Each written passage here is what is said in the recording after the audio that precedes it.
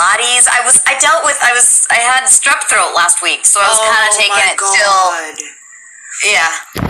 But we're good now. We're just getting back on track, and I like feeling strong and working out. So I like when I could get back on the horse after being sick. Yeah, you're so fit, right? Well, besides wanting to be fit, it just like keeps me sane. So that's what I do. Basically. Yeah, I get that. I honestly have to work out as well for my sanity. I couldn't really work out last week, and I was like, kind of went a little crazy.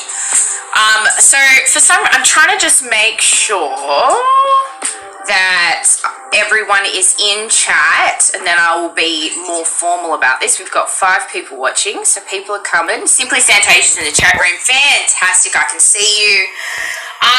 Fantastic. I really want to work on my Aussie. It's terrible, but working on it. Every once in a while, I just kind of say stuff like Sombra has a teleporter, Symmetra has a teleporter. Those are easy. And in ER, I could do. So when you do your Australian accent, you sound like kind of Kiwi, or you sound like you're like real bogan, like a bogan in Australia. Do you know what that is? It's a redneck. Yeah, you explained, yeah. You know what it is? I've been watching a lot of Taika Waititi, and he just makes me happy, so maybe I am going a little Kiwi, Yes. No, but it's good. It's actually pretty good, and trust me, everyone I meet tries to do my accent, so... What accents can you do? Can you do, like, a ton? I do most, like, Romance language accents, because I speak Spanish and Portuguese, so, and Italian, so... if you're from Brazil, you're talking like this, and that's how, like, I connect to Reis, because I speak Portuguese, so it's easy for me to, like, go into Brazilian, Beautiful. And then, like, you just start talking like this, because that's what Latinos do. We have an accent, and we do the thing, but it depends if you're, like, from Spain or Mexico or Colombia, so, I've started to, like, listen carefully to those things, because they're different, and special, so I do enjoy those a lot, Oh, I'm so excited to talk to you. You've had... I came in your stream like I just had Book Sky, and I didn't really get what Twitch was. My laptop was broken. I just remember not being able to follow the chat and just being so confused, and it was just like, I didn't understand Twitch at all. So we've come a long way since then, babe. For Overwatch, so I really didn't understand. I didn't even know what an ultimate was. I think I may have explained that to you on our first phone call before Twitch, but like we don't really explain, like even when we record, they're like, oh, so this is the thing you say, and you're like, okay, and then what's an ultimate? Like we don't understand, so now we know, but you're killing it with Twitch and your cute little TikTok videos, sky everywhere. You're on it. I love it. Yeah, no, I went hard on this Valorant thing. I really gave it a crack, and it's been really good. I've learned honestly so much from this experience. It's been really good for me. So guys, if you're just joining, awesome. If you're just joining, I'm Miranda O'Hare. I'm the voice of Sky in the video game Valorant, and I have with me Carolina Ravassa, the one, the only. She is an incredible voice actor. She happens to be the voice of Reis in the video game Valorant, but she's also the voice of Sombra in Overwatch. She's done a ton of other voices in a ton of other stuff, so she's really, really talented, and I'm very excited to have a chat with her today, guys. We're going to do some voice lines more towards the end of the stream, but first I want to ask you some questions. So we're not ignoring chat, but we'll kind of just more answer it a little bit towards the end. Also, y'all, we do have a subs goal. I think it's 4. We have a bits goal. I don't know what that is. I think it's 3. I don't know. I can't remember what. I just said it and I don't fully get what they are. I know what a sub is, but the bits I'm not fully sure of. So follow all of the things. If you're not already following Carolina, make sure that you do. Shout out to my moderator, Simply Santasia, as well, as always. And she's a big fan of you, Carolina. Who is? My moderator. Thank you, Mom.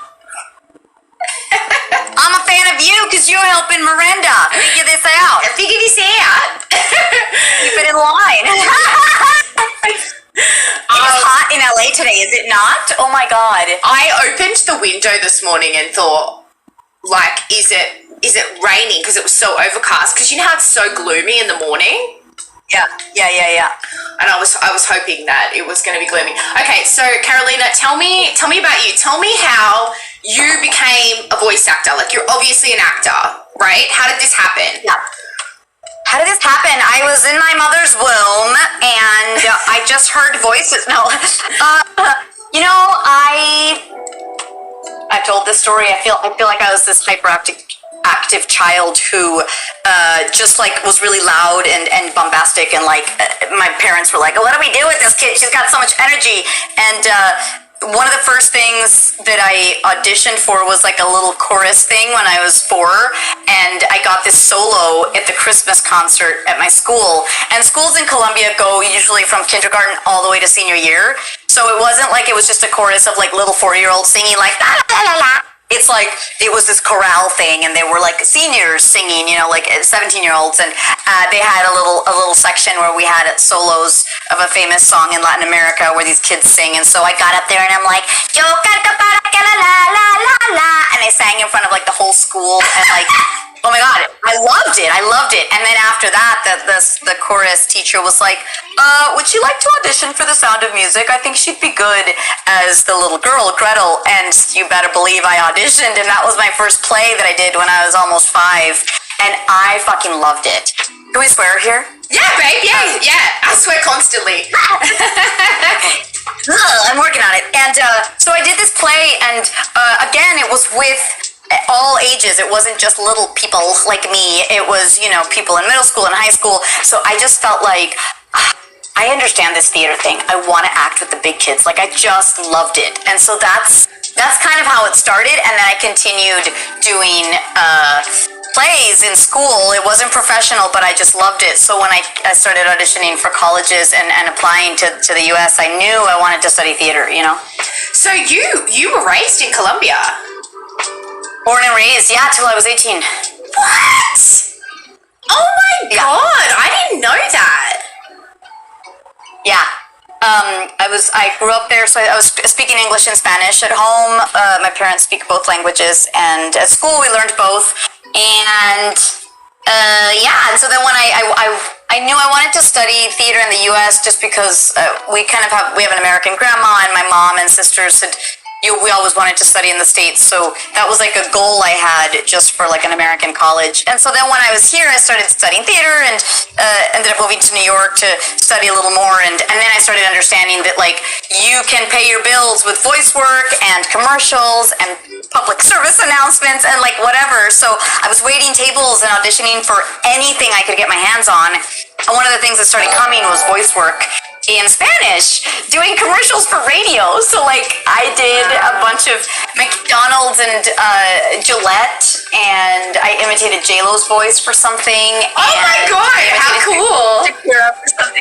Yeah, really silly jobs, you know. And things like, there's a thing called Steinmart. It's like a Price Mart or like a Walmart, but it's Steinmart. I've never seen one, but I did voices for that. Like just stuff. Oh, Crest, thank you, Danny. I did a Crest commercial, but that was on camera. Voice work is more like stuff that the commercials that nobody knows it's my voice because it's on Spanish radio. Who the heck listens to Spanish radio, you know? You do have good teeth. Shout out to Diesel Pool for subscribing. I really appreciate it. And oh my goodness, you're gifting. Oh, that's so sweet, Diesel Pool. Thank you so much, darling. I appreciate you. So that's just so amazing to me, and like I'm sure you don't even think about it, but it's so impressive that like you moved here when you're 18, which is very adult, really, to move to another country. You don't have the accent. It wasn't your first language. Was English your first language? I assume it wasn't. Well, say it's both. I don't really know which one I was speaking first, but both my parents speak both languages perfectly. But we spoke English with my mom and Spanish with my dad at home, and English with my grandma, and then Spanish with my other grandma. So, and then at some point we started just interchanging them. So I feel like I was fed both languages at the same time, so I kind of was just like, oh, cool, this is a thing. And I learned both. So I do feel I actually think I'm more eloquent in English because my vocab is way more extensive in English. But yeah, I feel like they're both there, you know? Yeah, I mean, did you feel at any point like you had to try to neutralize your voice or anything like that? You know what I realized? A lot of times I would go into an audition and they would be like, oh, great job. And then they'd see that I speak Spanish on my resume. So then they'd go, oh, you have a slight accent. And I'd be like, I don't know if I have a slight accent. And then one casting director pointed it out that as soon as I speak really fast, the intonation of the way I throw my sentences out sometimes has like a Spanish ring to it, or like a little something that makes people understand that I'm not fully American. So it's a thing that happens. Like sometimes I over enunciate because I think Spanish is very specific in Colombia. So I wasn't trying to neutralize my English, but sometimes I was just aware that people were like, if I told them I was American, they would believe it. But if somehow they would see that I spoke other languages, then they're like, oh wait, she has an accent. So then it was a thing. But now I don't care. Like I'll just do an audition, and if it's supposed to be kind of an American character, I just slate as Carolina Ravassa. And if she's Spanish, I say Carolina Ravassa. And if she's Brazilian, I freaking say Carolina Ravassa. So I feed them what they want. Because I just, whatever. You know, like if I'm doing a Southern accent, they're not going to question if I'm, Colombian. But it's just funny how people get affected by the more information they get. Dude, 100 fucking %. I never go into the room as an Australian because then they criticize my accent. I did a movie like 3 or 4 years ago, and the whole process, I got to the point, so I did chemistry reads, I did everything. I booked the movie, and I went in and I said, I found out I booked it, and I told them that I was actually Australian, and they were like, oh my god, we had no idea. They obviously hadn't really looked into me, because if you look on my IMDb, you can find out that I'm Australian. Anyway, it was a horror movie. And then by the time I get on set to us actually shooting the movie, we were shot in Oklahoma for a month, and they would be on set and comment about the fact that my accent was dropping. And I was like, it's not. It's just that y'all know that I'm Australian. Like, people have this thing with accents where they kind of don't trust that people can do them if they're not from there or something. Like, it makes them hypercritical. It really bothers me. Yeah. Yeah, no, that's tricky, and I think that's why sometimes even oh my god, I remember I've done this for indie films and for self-tapes where I don't care, I'm not in the room with them or whatever, but they need an Italian character, and I'm like, ciao, I'm Carolina Ravassa, I'm going to read for this character, and I don't I never drop it so that they never question it, and not that it's worked, but in my head I'm like, I'm not gonna tell you that I talk like this, you know what I mean? Because yeah, it is a trick. It's so weird to walk in a room and be like, hey, hi, how are you? I'm Miranda. It's so weird to not walk in and just be like, hi, I'm Miranda, even though you're auditioning. I'm like, I don't want to walk in as the character. I want there to be a transition. But yeah, it's a strange experience because you do have to almost just pretend or something like that. Shout out to someone rated, and I really appreciate that. Thank you so much. Zaki's in chat. Zaki is a dear friend of mine, so shout out Zaki, I love you. Okay, so you're a little child star. You loved the limelight. No, I don't say I'm a child actor because I did it in school. I didn't do it professionally. So, my mom wasn't a theater mom who was putting makeup on me to go to auditions. It wasn't like that at all. I had a totally normal childhood. I got dirty and climbed trees and, did sports and all the fun stuff the kids do. And I loved theater, and I was a theater nerd. So, but I did start pursuing it once I finished college, and then, was auditioning in New York. But I'm not a little child star. That's crazy. Okay. And so what is your this is kind of a broad question, but at this moment in time, I know you're doing a lot of voice work. What is kind of your career goal? What is your Twitch goal? What are the goals that you have at the moment? is just to continue connecting to the community. Like, I don't care if I have 100,000 subscribers or followers or whatever, like, or if only 30 people are watching or 50 or 100 or 10, like, it's just a way to kind of keep in touch with the people who want to. So I feel like that's a fun way to be able to constantly interact, especially with the VIPs that are always on, you know?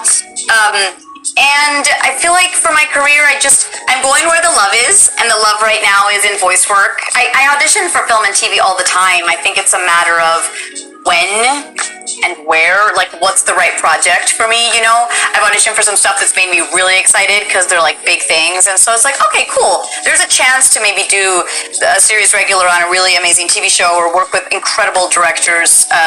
So, you know, that's always there. I would love to be a series regular on, like, a dark comedy. I feel like that would be great. I don't want to do a medical procedure. I don't want to do horror. I just want to do, like, stuff where it's dramatic, but it's filled with comedic moments. And for, you know, like, so it's not like, oh, my character's always brooding. It's like, it's just, I mean, Taika Waititi's a perfect example. I think he's just got this awkward comedy all the time that I find so refreshing, and that's the kind of stuff that I feel is really fun to do, you know? Oh, yes, buy a cameo from Miranda and I think for voice work, I want to just keep doing animations and video games, you know? It's a really great thing that scheduling-wise, they work with our schedule, so if I'm at a Comic-Con or if I'm filming something, they're like, oh, what's your availability? So it's nice that they're really flexible, you know? And I just want to keep doing fun animated characters. Yeah, you've been doing some great ones. I like when you post them. It's so interesting to see it. I'm the same. I want to do animation as well, like start doing animation, and obviously more video games, but animation is just like so fun to me. I think it would be amazing. Yeah, I think it's just we have to like think out of the box for characters that come along when it's like a little 5-year-old girl with a stuffy nose or a little monster who's like fuzzy. What?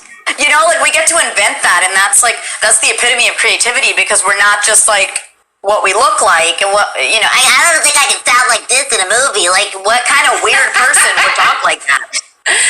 No, totally. So that's where animation really just like makes you kind of get super creative, you know? You know, this is a weird comment. I don't know if people say this to you, but or if you feel this way, but I feel like in my life, like I've lived in LA now for 7 years, like acting out here and, you know, taking classes and auditioning, etc. And you meet different actors, like different people, and some people have like a real actor's energy, and I feel like you have a real actor's energy, like this like specific vibe and like energy that an actor has, and I can't explain what that means, but it's like I see it every so often. I see a person without energy. Does that make sense? Yeah, usually when I see it though, it kind of turns me off, because it's like, I'm an actor, I'm a thespian, and so I talk like this, and you know, and they're just kind of, they're wankers. That's fine. Yeah, no, they're wankers. I don't mean it like that. I mean like an artist. Like, I know what you mean about those people, but you know what? Those people, to be really honest, I think are often people that aren't really doing anything. Like, they just love to kind of like act like they are, or like talk about the industry a lot, but they're actually not really doing shit. And then some people are just like artists because they love it. Like, there's a difference between that. Yeah, I don't know if that even makes sense. That's probably too niche of commentary. It does. That does. No, and I feel like that's, you know, in the end, that's why I did my web series. Like, there was a point in New York where I was just auditioning for things and not getting any traction, and I was like, if I don't do something for myself, I'm gonna cry myself to sleep every night. And so I just did a web series because I wanted to create. It didn't matter what happened with it. I was just like, this is my creative juices flowing. And so I do think that creators, performers, actors, artists that just feel it so much, we have to do something about it, because then we're stagnant, and it's sad and depressing, you know?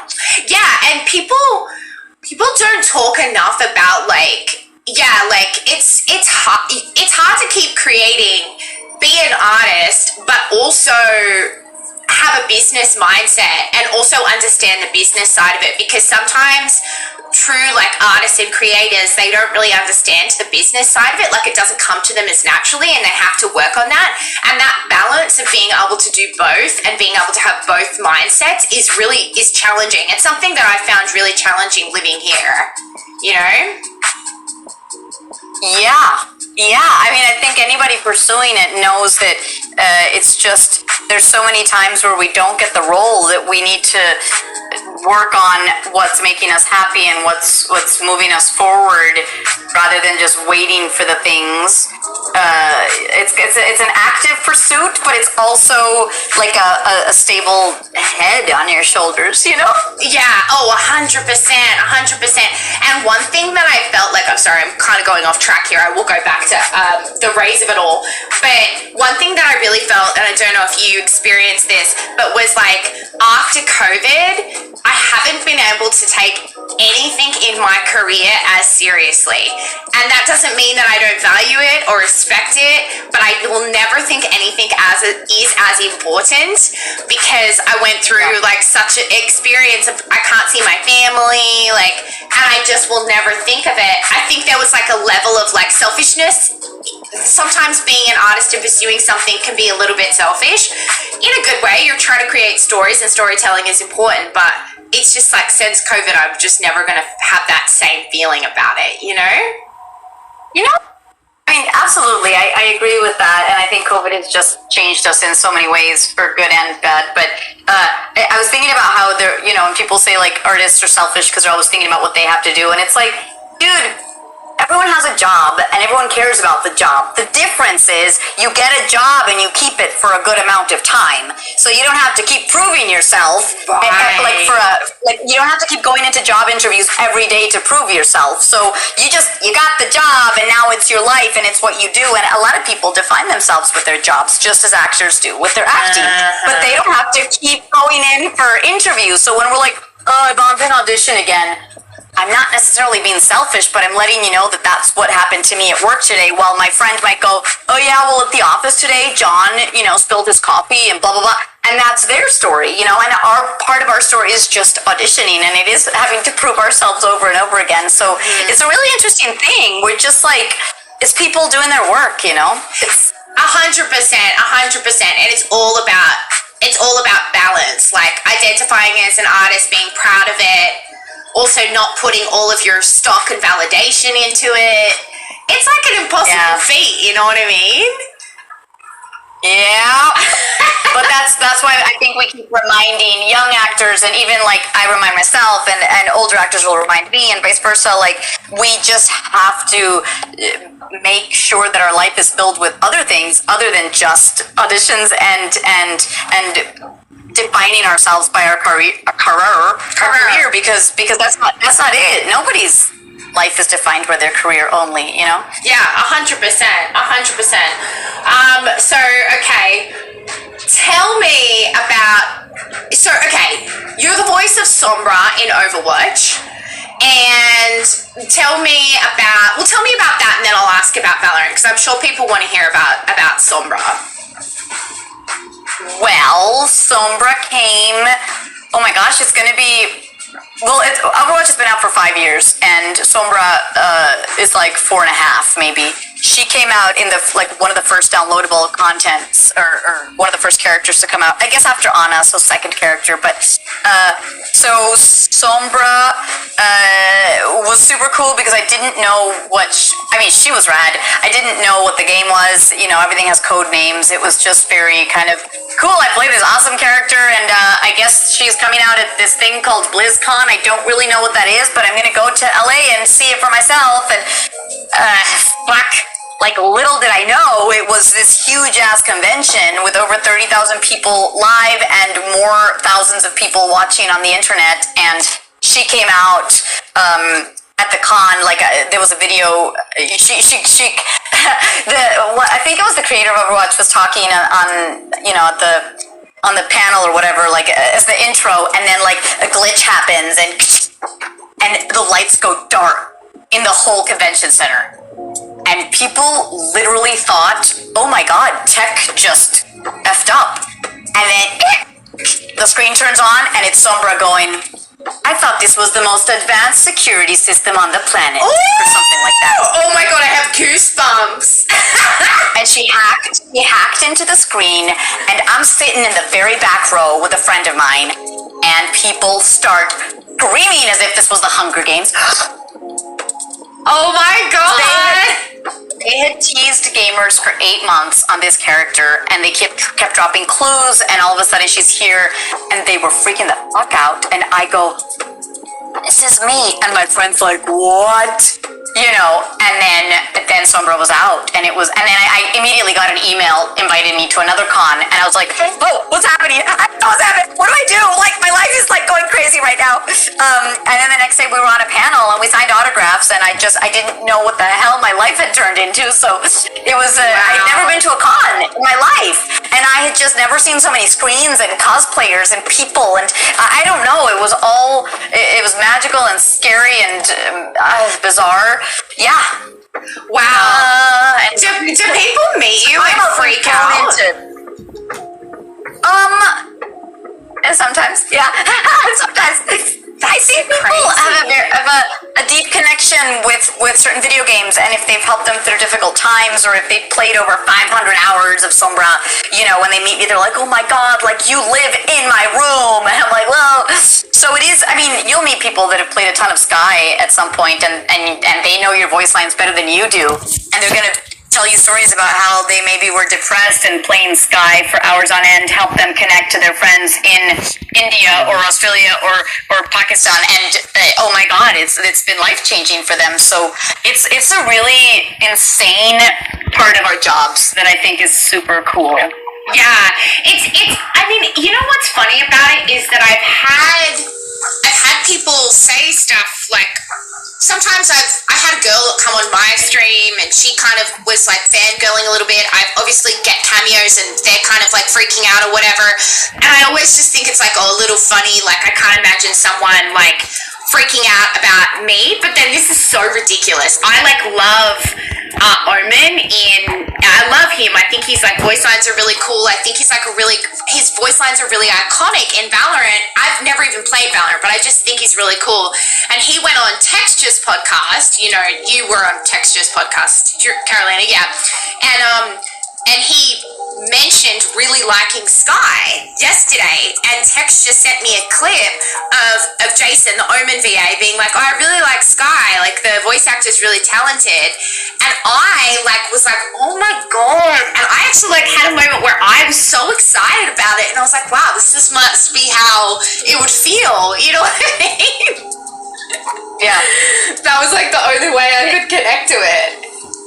It's also super bizarre, like, I go to Comic-Cons and I'll be looking up to an actor, you know, David Harewood was there, he's in Supergirl, and he was also in Homeland, and I thought he was so great in that, and so I was, like, looking up to him, like, oh my god, you're amazing, and then we sit down at the table for lunch, and he's like, hey, so, my nephew loves Overwatch, could I get your autograph? And I'm like, yeah, and then that's how we got to talking, and now we're friends, you know. And so it's just funny that like something we do could interest them because their kid or their nephew is just loving it, and so they're like, you're such a big deal in my kid's life, and I'm like, oh wow. So I don't know, it just kind of puts us in a different playing field when we're admiring somebody but they're admiring us for whatever we do. It's a really cool thing to understand, and it's kind of surreal. Yeah, no, it is really crazy that you do this voice job and then this is what the outcome is. It's strange. So you have this iconic experience being Sombra, and obviously Overwatch is a huge game. It means a lot to a lot of people. So when you book Valorant, what is your understanding of Valorant in that moment when you found out that you booked Raze? Well, at the time, I mean, I knew Riot was big. I knew what League of Legends was. At this point, I understand big video game companies. I know big games, not all of them, but a lot of them. So I'm like, okay, whatever this is for Riot, it's going to be cool. I loved the character as soon as I read her description and her lines. Like, I connected immediately to the audition, so that was great. And the really cool thing was, have you ever worked with Tony Greenidge at Riot?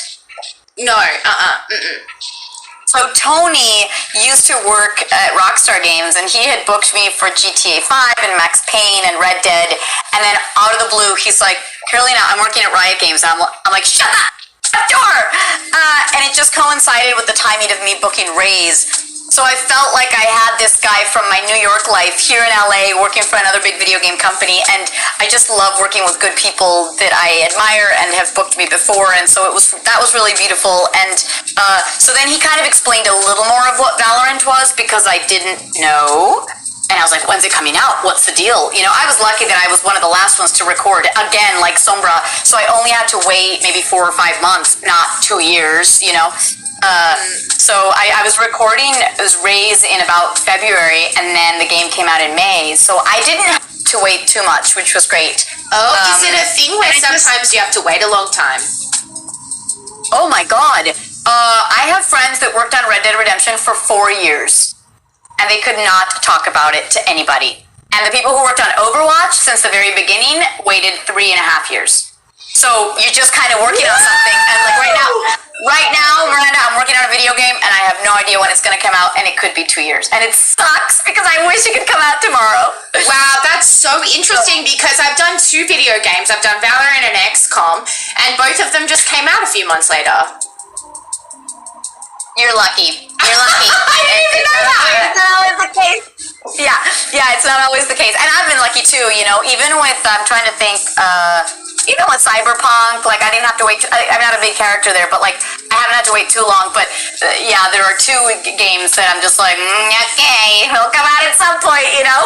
Wow, that's so interesting, because it's the same with movies. Like you shoot a movie and that takes, TV's a lot quicker, but movies could take 2 years to come out. Yeah. Wow.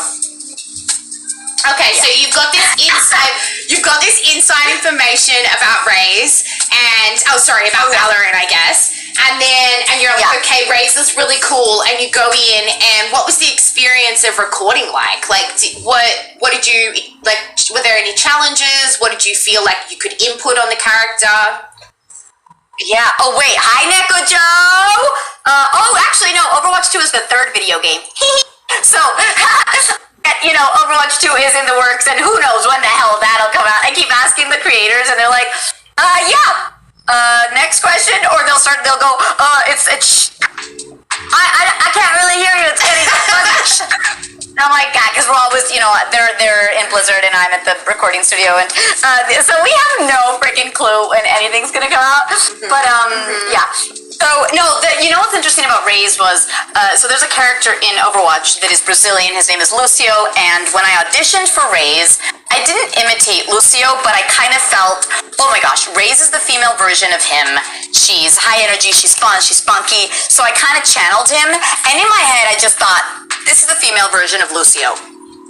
And I show up at the recording thinking that that's what's gonna really come out of my mouth as you keep going with the lines, and then it just turned on its head, and Zach and Dave were just like, she's more maternal, she's not just all about screaming and being loud and crazy, like, she's really community-oriented, she loves, imagine she just hugs the team and brings them together, and I was like, oh, okay, she can be soft, she can be like, badass, but kind and generous, and I was like, oh, wow, okay, so she's not just like, guns a-blazing, let's do this. There's like this really cute, sweet side to her. Like, she's always calling them my family. That's what she says in Portuguese. And we talked about this with Zach. It's just the only reason why I bring it up again, because he, publicly, after our second session, he finished and he said that he was crying at one point listening to me bring her to life, because it was, he felt like Raze was this character he wished he had when he was a 12-year-old little closeted gamer that was just telling him everything's gonna be okay, I've got your back, I'm here for you. And as he's saying this, I'm like, what? Because he just felt like we created this character that's not just like we show women in video games that just have guns and they're all like Michelle Rodriguez, you know? She was maternal, and a lot of gamers want that support in their friends and in the game, and not just put on this armor and be steel and manly men didn't just have guns like all the military video games. So there was something really cool that I just, oh my god, it was such a special experience for me because Sombra's magical in her own way, but Ray's is so different. And I connected to that mix of like a little bit tomboy, but also feminine with her cute little yellow painted nails. And she just has this really beautiful mix of things that I connect to. And so it made it so special to me. And that was them. That was them letting me run loose with it and experiment and freaking, improv. Yeah. And it is true that all of the characters have a little bit of heart in them. Like, that was definitely I got to the studio and it wasn't a difficult experience at all to record Sky's voice lines, but they were definitely they didn't want me to be angry in the voice lines too often. They wanted me to be like,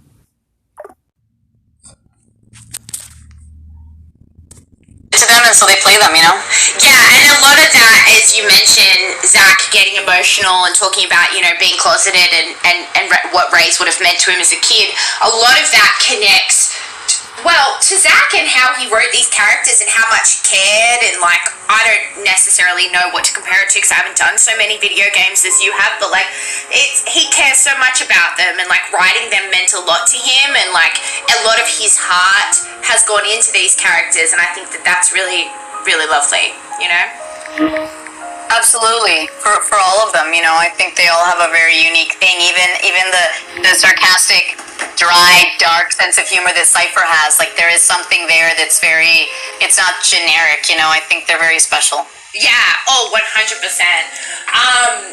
Okay, well, that's so interesting. So you talked about what you love about Ray's. What do you connect to with her? Is there some kind of what's the crossover with Carolina and Ray's? I feel like I do love bringing people together. I love hosting or hanging out with a bunch of people. So I think that Ray's has that. She's like, oh, surrounded by minha familia, we won't lose. She's just as long as we're with our family, we're good, And I like lifting the morale. I love bringing my friends up if they're in a dark place, as they have been for me. I think it's important to be there for the people you love, and everyone goes through really tough times, especially in the pandemic. And I feel like I really connect to that and wanting to help people find joy and happiness, and I think that's what she has. I don't know if I'll ever be a mom, but I have a maternal thing where I like to take care of my friends. If my friend was living in a tiny studio apartment with no AC, and she didn't have a car, and I showed up one day with a freaking AC that I bought at Best Buy or something, and I'm like, you are not going to die on me here, because I just feel like if those are little things that I can help with because I have a car, I am going to do it. You know what I mean? I think that. And there's a little tomboy and badass in me too, I'm kind of scrappy, and I feel like Ray's has that, she's a little mischievous and buddy out, I think she's got dumb dad jokes, which I totally have. As I get older, my sense of humor is changing, but there's a lot that I have in common with her. Besides the accent, I feel like she's very much me with the high energy more than Sombra. Sombra's too cool for school, which I'm not, and Ray's has that, What like what advice would you give to anyone, you know, wanting to sort of like pursue something like a career like this, like especially women, like, you know, is there some kind of advice that you would give? You talk about this like maternal quality that you have, and like I can see that in you. You've even like, I asked you a question a couple of weeks ago and you sent me like a 5-minute voice memo, and I was like, she's so fucking nice. Like, you were so sweet and you gave me so much information. I just really think that, like, I hope that I'm like that with my friends. We've all got to look after each other and support each other, especially in a town like LA where it's competitive and tough, you know? Yeah. Well, you know, I think that giving it forward, I think of all the times where I was a starving artist in New York and my friends, like, I had a friend who was a banker while I was like waiting tables, and he'd be like, let's go out to dinner, and he'd pay, and I'd be like, thanks. And now I feel like if I can pay it forward to somebody who is in the same position as I was, like, I want to be able to do that, because I do believe it's just a cycle of generosity, right? I don't have to give it back to this banker friend. He knows I love him. I'm going to help my friend who's struggling, you know? So when I was new to Overwatch, I didn't know what the hell conventions were, and somebody gave me pointers. So when you asked me about it, I'm like, I have to give you all the information I know so that you're not like, you know, like swimming and trying to figure out where to go, right? Yeah. I think that my first advice for people pursuing or wanting to do this is really just see if it's something that you want to pursue professionally, because I know that there's some things, like for me, salsa dancing is something I just want to do for fun. And if I ever tried to like start competing, I would start hating it, and it would take the fun out of it. So if you love doing voices with friends to just have a good time, awesome. Once you start auditioning, you realize, oh my God, it's hard, right? I've looked at my folder of auditions in the past couple months, and I have about 400 MP3s in there because I've just sent auditions out. How many of those have I booked? Maybe 10? Of 400! That is insane! Do you know what I'm saying? Like, so it just I feel like if people want to pursue it, they just need to find out if they really love it. So try and take a class. Instead of like people like, well, I'm going to buy a microphone and I'm going to set up my studio and I'm going to, no. Take it easy. Take a class and see if you like it. What if you get there and you're like, oh, this sucks. The only thing I like doing is impressions of Overwatch characters. I don't like inventing a new character or whatever. Or I get too nervous and it actually gives me anxiety. Like, don't do this if it gives you bad anxiety. Yes. But I think that a local class is super helpful, and then you start meeting people that are in the same boat as you, and you start coming up together and you start helping each other. And then that teacher can tell you, if you really like this is how you do a demo. Like, it's like, I'm not going to give you advice on how to do a demo if you've never taken a class, because I think first you have to work on some skills before you start putting together a professional demo, you know? Oh, there's 100%. like the steps to doing things. I give that exact advice because people ask me on TikTok, and I give that exact advice. I'm like, take a class, and I always feel like that's stupid advice because I'm like, so fucking obvious, but it's sometimes I think people forget to like, a lot of people will say, oh, to me, oh, I want to be an actor. I think I would be a good actor. But acting is hard. It's not just some, like, it's just, if you said to a chef, oh, I want to be a chef, like, it's not that it's not possible, but you're going to have to take some culinary classes. You might have to go to culinary school. You know, it's an art form, and you have to respect it, and it never fucking ends. Like, you'll never be done. The work is never done, you know? You'll constantly be doing it. Even when I record new sombra lines, like, sometimes the director will be like, nah, let's do it again. Like, she needs more sass, she needs less this, it's less aggressive, it's more this. And I'm just like, whoa, like, I know sombra so well, and still sometimes I'm like, I'm slipping. Like, we gotta stay on our game, you know? Yeah, totally. No, it's kind of good to have that be like your career though, in a way, like to know that the work is never done, and that like you've just got to keep going, and that it's like there's no destination, you know what I mean? Like, that's a kind of a good thing about life. It's a journey. Absolutely. There is no destination. Yeah. Okay, so what time is it? All right, so let me see what I've asked you. I just want to make sure I've covered all of the questions. I like to ask people what? Your apartment is so cute behind you. I'm like, this is my self-tape wall. We're not on Zoom, so I can't project a cute little image on it. Yeah, okay. Well, thank you. I appreciate that. Okay, I like to ask people this question. So you've talked about, well, you've kind of answered this. Okay, do you experience like trolls or negative comments with streaming or on TikTok or anything like that? Is that something you experience? All the time. Okay, good, because me too. And how do you deal with it? And what is your advice on that? It's a mixed bag. I think, like, I feel really strongly about certain issues. Like, if I share something about LGBT pride or something, and then somebody like goes off on it, I respond, because I really do believe everybody should be able to love whoever they want. And I have a lot of gay friends and trans and bi and non-binary, and I just feel so strongly about defending that I do. But I also know that sometimes it's just this futile cause, because I don't know if I'm going to change anybody's mind on the internet who already has this idea of what they believe versus what I believe. So if it's just a negative comment, like if it's a picture I post with somebody and they're making fun of that person, I delete that, because I'm like, you are not coming to my home to make fun of my friends. Yes. Mm-hmm. And some I just delete when they're getting too toxic, or I block them, because there's no point. Don't follow me if you want to just spread toxicity. Follow me if you like me or my stuff, but if you don't want to, then don't. I've gotten sometimes riled up by certain comments, and I also realize sometimes I forget that they might be, 12-year-olds not knowing any better, or somebody that's very depressed and unhappy and feeling the need to, criticize me or poke fun at somebody in my picture or video, and I realize everyone's fighting their own battles. So I try to remember from the human standpoint that if we were face to face, this person would be like, Carolina, I love your voice is sombra, and they would never shit on me in my face.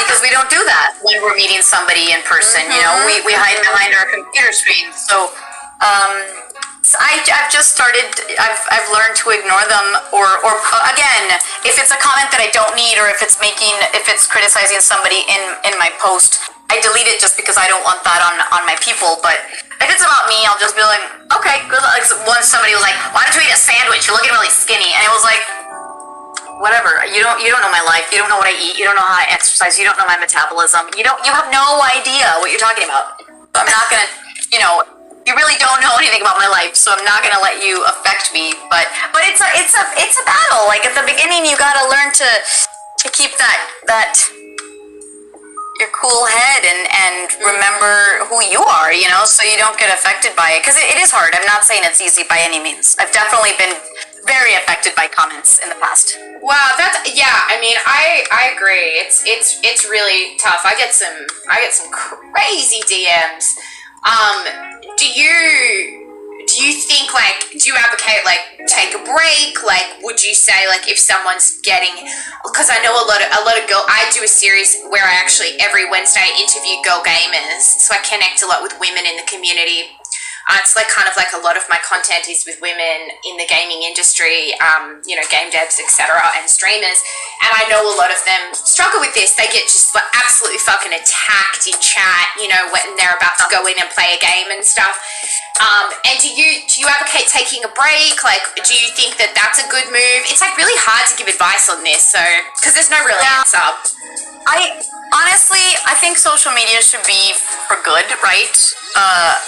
And if it's giving you stress or affecting your mental health, by all means, take a break. Or maybe disable comments. Or, don't look at all your DMs if that's overwhelming you. Like, I realized I can't respond to all the DMs that come into my other inbox, so I don't. Because my mental health is more important for the future jobs that I'm going to do that maybe you're going to like, because they're going to be more gaming things. So I got to keep a straight head on to be happy and to be at peace with myself. And I've had moments where I get off of social media a little, or like lately I just post and I don't scroll a lot. I just get off because I don't want to be stuck to my screen, and I don't think everybody has a really positive experience with it. And if you're gonna start comparing yourself with other people, shit, get off of it. Don't do that to yourself. Don't look up your ex to see if he's happier with somebody else. Like, do what is good for your soul and your heart, and if that means like disabling or whatever, absolutely. And I do feel like recently we did the E3 panel for E3. There was 6 of us voice actors on there, or 5, and the comments were toxic as hell, super chauvinistic. The poor the girl who hosted us, Kritsia Bajos, she's an amazing voice actor. She was getting so much shit, and it was horrific. It was just people hating on women in video games. They're saying, what is this, a tampon commercial? Fucking boring. You guys make video games worse. And she really got down on herself, and I said, you need to stop looking at that. Like, get off of Twitter. Because these are people that are, again, hiding behind their computer screens, that if you met in person, they probably wouldn't say this to your face. And why are you going to let some random stranger dictate your happiness right now? Like, it affected me to see her like this, because I completely dissociated from it. I'm like, okay, that's what you think, great, you know? So I don't know. I do think there is a side of gaming that gets very toxic, and that's what saddens me. More than, I mean, I love the positive aspect of all these people making friends, and when I meet fans in person, obviously they're beautiful experiences, but I don't want to deal with toxicity with strangers. Why? We already have enough to deal with when we have a difficult situation or conversation with a loved one. Why are we going to let a freaking stranger tell us how to feel? Yeah. Clearly. No, totally. Yeah. It is hard. Like, sometimes you're just like, wow, this comment section is really, it's really crazy. And it's like, it's hard to sometimes disconnect. I think in time I'm getting better at it, but it's a constant battle. Like, sometimes I truly just like don't give a fuck, like, because I am dealing with rejection in my career a lot as well. So I'm just like, I don't know, I feel like it all kind of just washes off me, but it can be hard. Some days are easier than others, and I think the conclusion that I'm coming to from consistently asking, you know, intelligent women like yourself this question, like people who continue to work, I think the only thing that I can really say is take a break if you need it, and just know who you are. And I don't even know if that's good advice, but that's what I got. Well, finding a schedule if you want to post. I post for my career. I post for the fans that like it, right? And because I want to share stuff. And as soon as it starts making me really sad, then don't. You know, I think that we have to listen to ourselves more than somebody saying, you have to post every day on social media if you want to build a following. No. I don't, my following has not changed in months. I don't care. Right now, I'm just doing what my brain needs, you know? And I think mental health is so friggin' important, and we just need to, like, address it head on, because we can go down a social media rabbit hole and be miserable, you know? And I don't think that's healthy.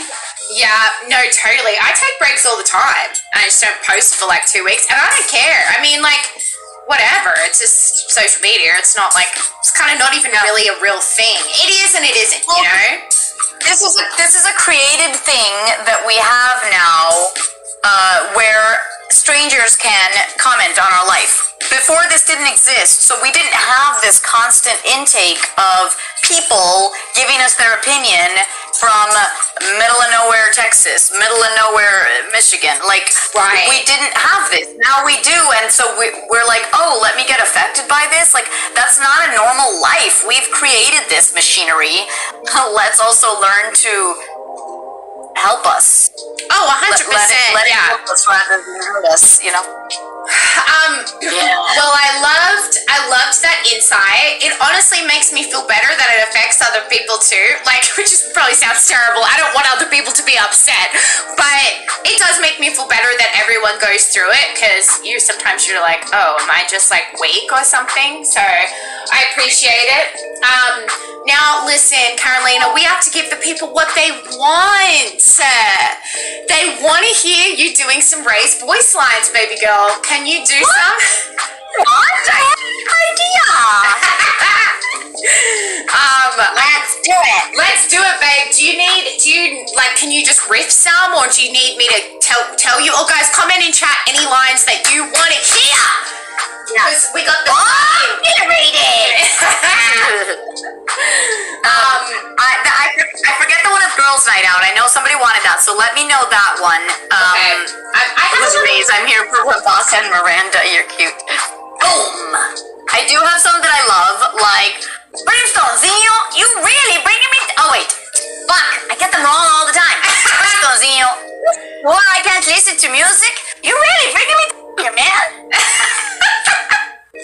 She's so cute. She's so cute. She's such a little mischievous, like, she just likes to poke the beehive. Yeah, I also really love her little outfit. I'm like, alright, girl, you fucking bringing it. I would wear that. Oh, yeah, yours is awesome too, you kitty. It's super cute. But I like how she's carrying, is she carrying a beatbox or a skateboard or something? Nope, I think that's her, like, fucking bazooka, man. Oh, what? Oh my god, that's crazy. Okay, so I'm trying to find, guys, comment any lines you like. Yeah, I'm looking at the, okay, so we got, Viper, you gotta let loose. Let's go out after this. Girls' night.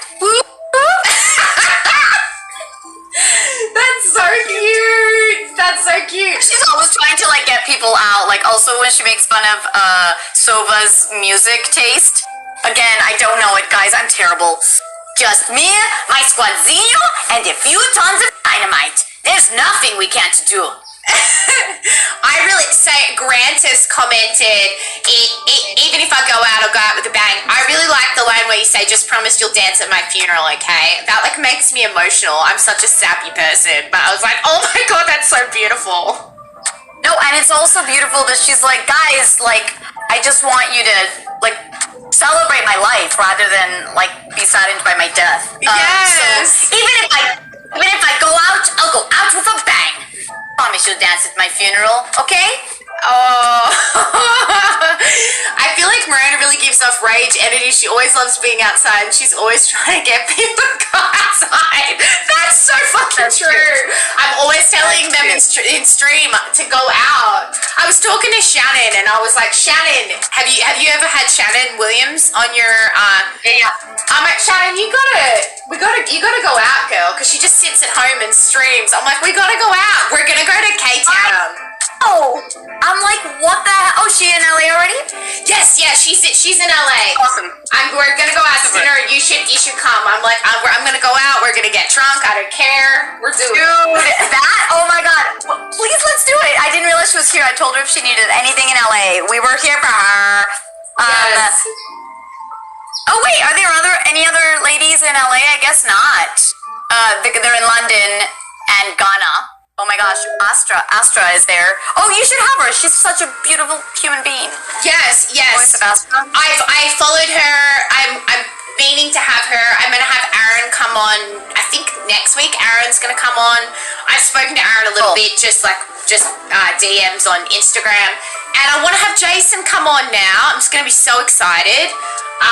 But yeah, I'm gonna start having everyone on. But I've got some some people that play Sky like professionally gonna come on and super have a chat. So I think everyone will really like that.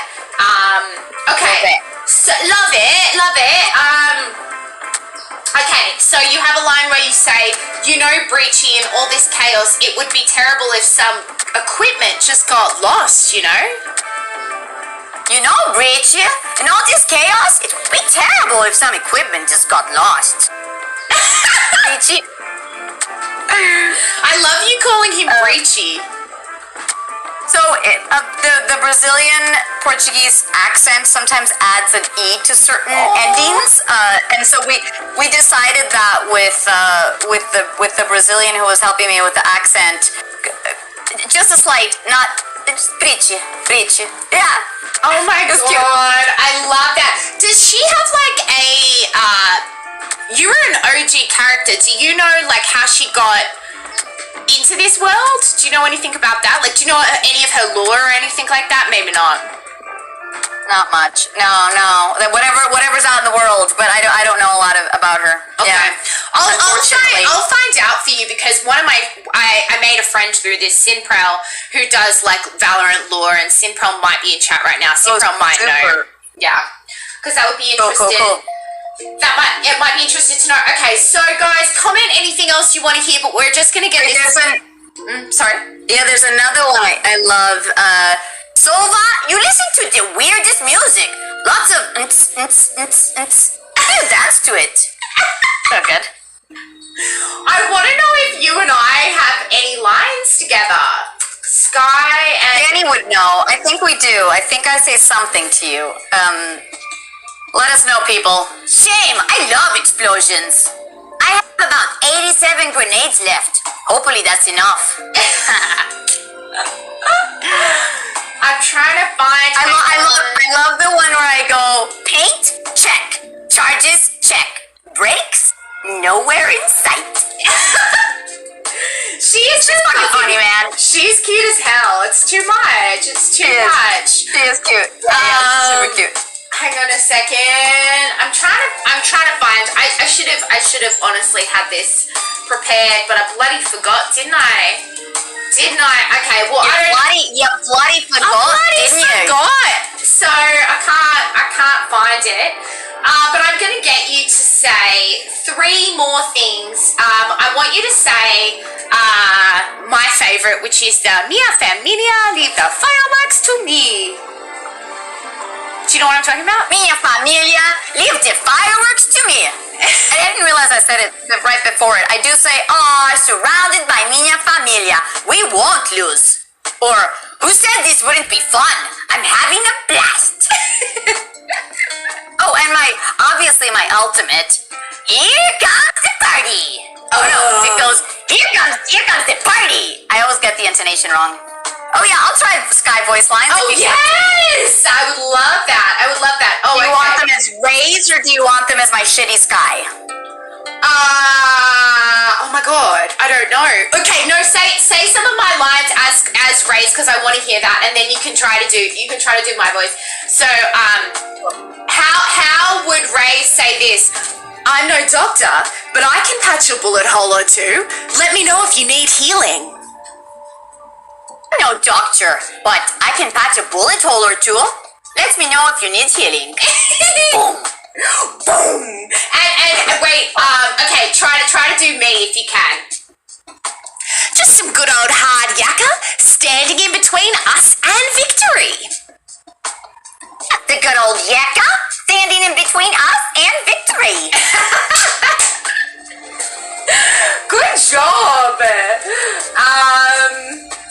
Give me another one. I'm giving you another one. I'm trying to pick a good one.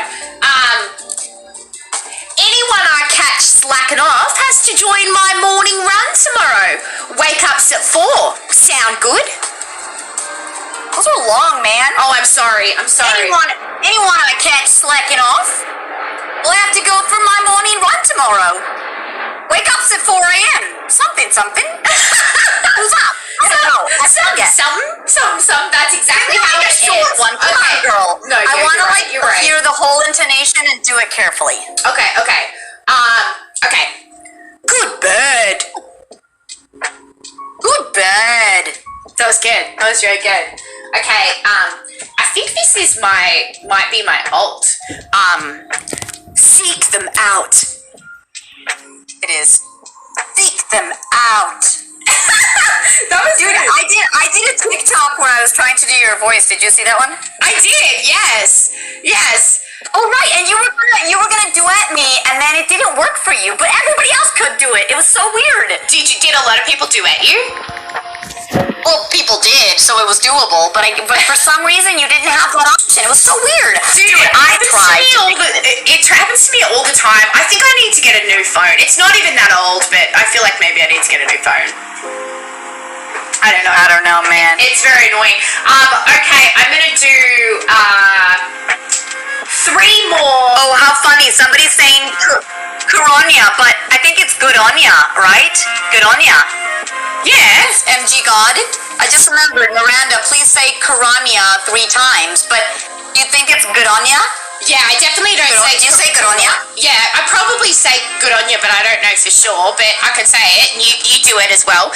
Good on ya. Good on ya? That was good. It sounds like, I think some people don't always understand what we've written. Cheeky bugger. Cheeky bugger. Raise, you cheeky bugger. I do say that to you. What do I say? Raise, you cheeky bugger. Raise, you cheeky bugger. Let's get out of here. Let's something. Yeah, someone commented it. Come on, Raise, you cheeky bugger. Let's get into it. Come on, Raise, you cheeky bugger. Let's get into it. I love it. I love it. Okay, and last one I'm going to get you to say is, okay, so you have to say, this is a short one, so it won't be too hard. So you have to say, Hawk destroyed, and I say, Hawk destroyed, or you have to say it as Sky, and also, how do you think Raze would say it? Hawk destroyed. Hawk destroyed. Hawk destroyed. Boom! Hawk obliterated. She's fucking wild, and I love it. Thanks, man. I love. She also says, "Let's make some chaos." She's definitely like. You've definitely got like that wildness. You're bringing a little, yeah. I do crazy eyes. Oh, can you say my sombra voice line as Sky? Yeah. EMP activated. EMP activated. Yeah. And then I say, mess with the best and die like the rest. Mess with the best and die like the rest. I love it. She's so just high. Like, Sombra's like down and like straight, and you're like, mess with the best. Die like the rest. Yeah. Yeah, I like so good. I like Sky because she's kind of like a nice person. Yeah, I mean, I sound like a dickhead saying that because I am doing her voice, but I think Sky would be a nice person if you met her. Absolutely. I think her, Sage, Raze, we're like nice people, not like little dickheads that wanna, you know. I think that there's definitely those personalities in video games, but I think that we have actually nice characters, you know. 100%. I hope that you can get the VA for Yuru on your stream. I would really love to watch that. Have you connected with him at all? I've connected with his agents in Japan. Shut up! Oh my god, that's so cool. Yeah. And they write back in Japanese, and I have to translate it. They were worried that this was like not okay with Riot. So they said, if we could get an email from a riot.com email saying this is okay, we'll do it. Because I think that they don't really know what the rules are. So I reached out to some Riot peeps, and they're like, yeah, we're going to reach out. But I don't know if it's happened, so I'm just waiting. I've followed up. It's just tricky. Dude, I would love to see that. How fascinating that would be to hear his insight. I mean, his character is... Yuru is a great character. He really brings that character to life. You know? Yeah, I know. You know, it would be awesome to have them all, but you know, people are busy and have their things. I think people think that I don't want to have them on, and it's like, nah. Also, we haven't had you, Raze hasn't said "Revive Me Jet," but do you remember that one when I had you say "Revive Me Jet" 3 times? Yes. Do you want me to do it and then you do it? No, it is Sky, and I'll do it as Raze. Yeah. Okay. Revive me, Jet. Revive me, Jet. Revive me, Jet. You know, it's funny. I think like a Brazilian accent would be Jet, but I think I just say Jet because they wanted it to be a little more. But I'm gonna do it super exaggerated. Revive me, Jet! Revive me, Jet! Revive me, Jet! Why not? Let's just be a little crazy. Give the people what they want. They're gonna love that. Yeah. And guys, Killjoy is just busy doing stuff and can't come on the stream. So yeah, Viper and Killjoy are very busy humans. So yeah, we get it. No pressure at all. Sam, we're gonna wrap it up. I have loved talking to you, Carolina. I really appreciate you taking the time to do it. It means a lot to me and to everyone who's got to watch this. Not Carolina, Simply Santasia, thank you for being my moderator. If you could raid a fabulous person, I trust that you will raid someone wonderful. Shout out to my friend Zachy for being here. I love you very much. Guys, follow Carolina. She's on TikTok, Twitter, Instagram. She's very talented and amazing, and we're very lucky to have connected with her today. Guys, I'll be back next week. I think I'm going to be speaking to Aaron, who is the voice of Sova. Who of you're streaming tomorrow, Carolina, is that correct? Well, I usually do. I'm not, because I'm traveling to a convention, so I'm going to be on a plane. Oh my God, have the best time at the convention. Where is it? I'll give you some intel. It's in Orlando. It's Orlando MegaCon. I'm going with Mercy, the actor of Overwatch as well, and we'll see what happens. It's the first one in person. Are you going to be there, girl? She's going to be at all the southern ones, so I'm going to be there Friday, Saturday, Sunday, but I fly tomorrow to get there in time. Oh my God, have the best time. Yes, when you come back, tell me all the details. I want to hear all about it.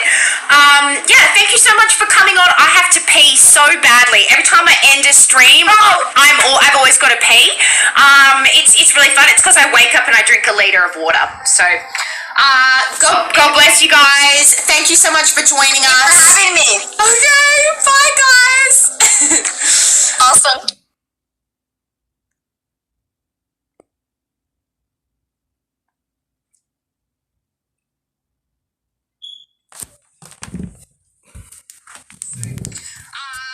God bless you guys. Thank you so much for joining us. Thanks for having me. Okay, bye guys. Awesome.